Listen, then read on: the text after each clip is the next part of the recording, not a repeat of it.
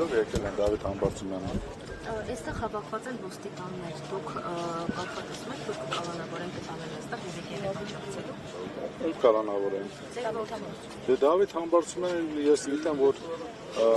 գիտեմ, որ կալանավորել են տանը։ Այստեղից։ Այստեղից։ Մենք չենք եկել այստեղ, ասենք խոսքի օրինակ, ասենք իշխանությանը մենք դες խնդրում ենք, մենք կյանքը իրանց ոչ խնդրել ենք, ոչ որ կխնդրենք։ Ես Դավիթ Համբարձումյանի հայրն եմ, ոնց որ իմ տղան ասում, ես նույնն եմ կրկնում, տղա ինքը, հայրենասեր է, հայրենիքի համար է, մեր երկրի ապագայի համար է, տղես պայքար է, որը մեկ սխալ բան թույլ չի տվել, անհիմն, առանց հիմքերի բռնել դատավարությունները տղայից կալանք են տվել։